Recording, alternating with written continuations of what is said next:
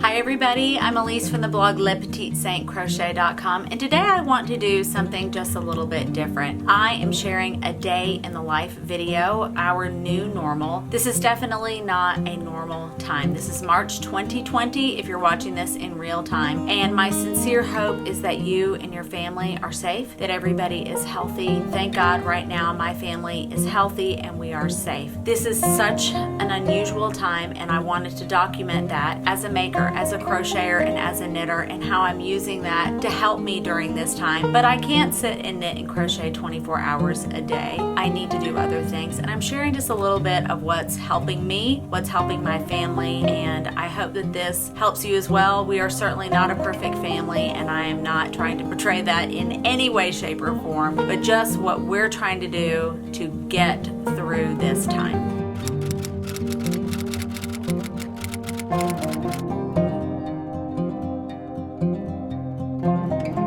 Keeping my routines is one of the ways that I am coping with our situation right now. Just making my bed in the morning like I normally do, or sometimes it's in the afternoon these days, is just helping me feel like things are just normal. I like being able to walk into my room at night and the bed be made, or even if I'm just passing by my bedroom, there's something about my bed being made that just makes me feel like everything is right with the world and that everything is going to be okay.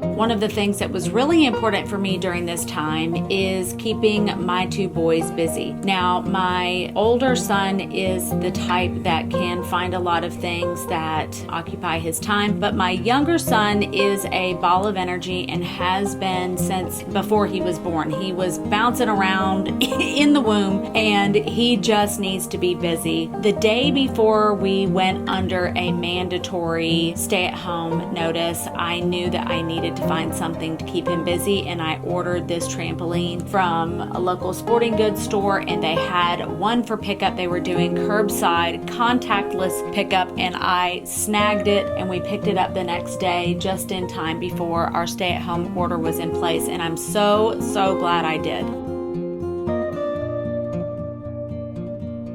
I'm also trying to keep our kitten Olive busy. She is 7.5 months old right now, and she is a ball of energy. She is into everything, and it is honestly really bothering poor Jersey boy. So what we are doing is trying to come up with a routine for her, keep her as active as possible, taking her outside on her harness, and making toys at home like this little weasel that we have, and attaching these little palm branches that she loves. Anything to keep this cat out of Jersey's way.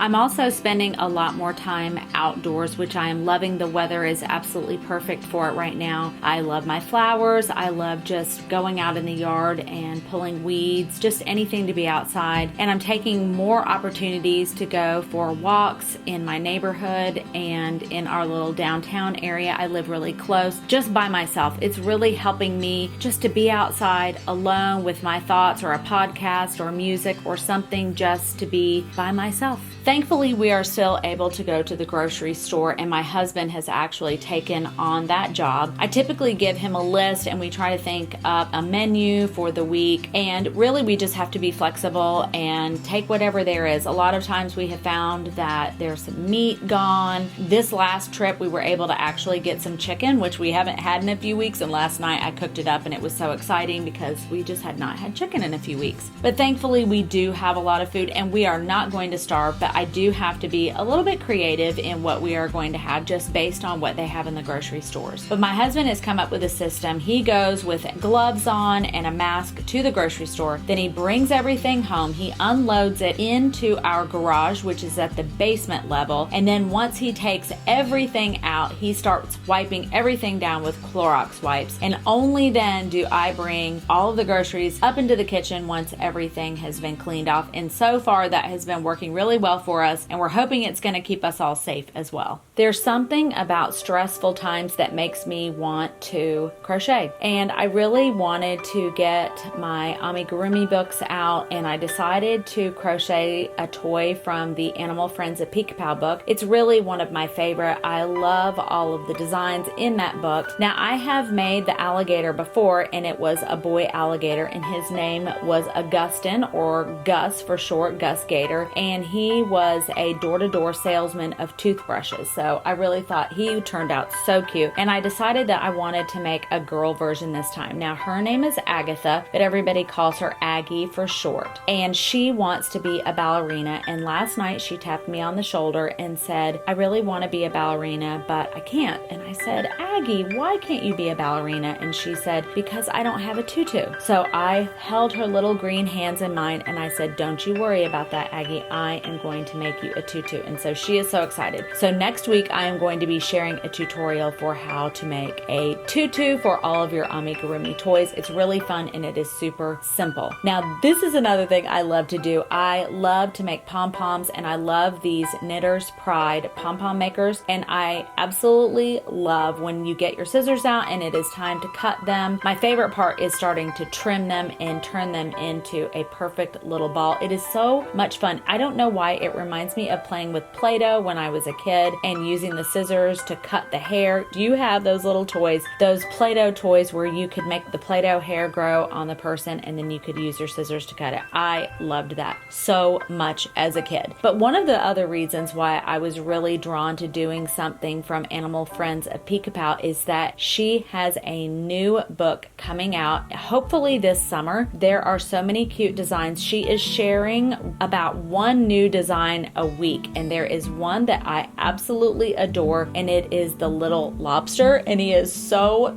cute. And one of the things that I love about Jan Schenkel, that is her name, and I hope I'm pronouncing it correctly, is that she has an amazing way of creating designs that are simple, yet so full of character, so full of personality. They are just the cutest. Another thing that I have really been enjoying while I'm crocheting and knitting is watching my YouTube channels. This is my friend Dawn's channel. She is Dawn's Days. She is a British expat living in the Netherlands, and she shares her crafty life and a lot of her personal life, and she's just a delight. I love it. But I also have been watching Little Drops of Wonderful Allie. She is just so sweet. She's another lady from the UK. I'm also really loving a channel called Mandarines. She is a French woman who is a knitwear designer, and her channel is gorgeous. I get so much inspiration from her. I'm also really enjoying The Gentle Knitter. She is a Canadian, I believe. Yes, I think she is from Canada, and she just has the most beautiful way of speaking. She is just gorgeous, and her knitting is just out of this world. So I just find a lot of inspiration, and I love just seeing what other makers are up to right now and how they're dealing with all of this. Now, I didn't intend to include a tutorial this week at all, but I couldn't help myself. I actually literally found myself adding a tutorial, and I hope that it's something that you will enjoy. It's the neatest way I have found to be able to join those pieces. Here is the way that I like to join pieces. So I'm adding this tail to this adorable little alligator here. So the first thing that I have my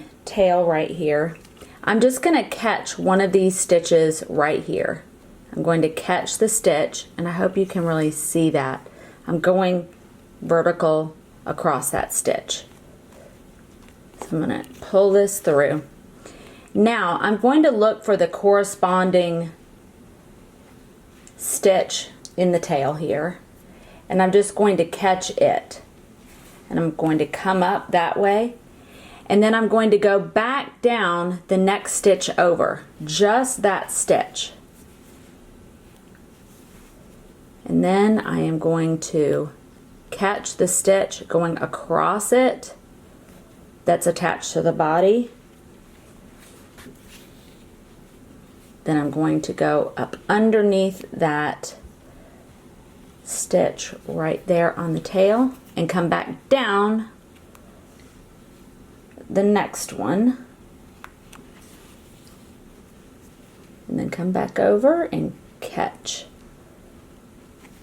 the stitch on the body. Now it's always a good idea to make sure that the tail is staying in place with your pins. It's important. So my last one was on the body, so I'm going to catch the tail.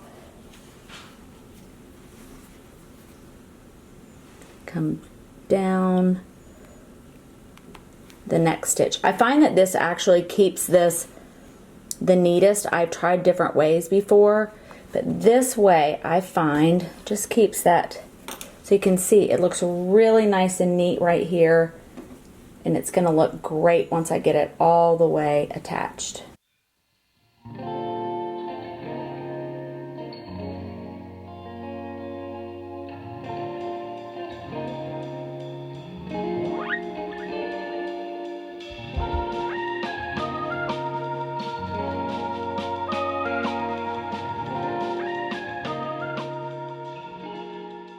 So the last thing I do is when I'm getting to where I just have a little bit of the opening left, I just add a tiny bit of stuffing with my little stick here.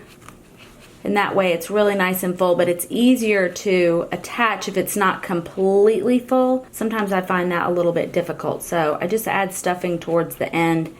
And sometimes it's actually easier. Now all of this is stuff. There's just a little bit left. I'm going to go ahead and finish some of this seam here, and then I will probably add just a tad bit because I like it really stuffed all the way to those spots there so that it's really nice and firm. We have been taking a lot of walks as a family recently. Now we normally take walks with Olive and Jersey Boy every afternoon, but it's been more special lately. It's just been something that has helped give us a little bit of peace, a little bit of fun, a little bit of getting out of the house, and thankfully the weather is cooperating and Olive and Jersey love to get outside. But as we were walking, we came across these beautiful chalk sayings that some children in the neighborhood had left, and they brought a tear to my eye, and it just gave me a little bit of hope. And that's what I wish for you. I wish you hope, I wish you peace, and I wish you health during this season, and I will see you all next week.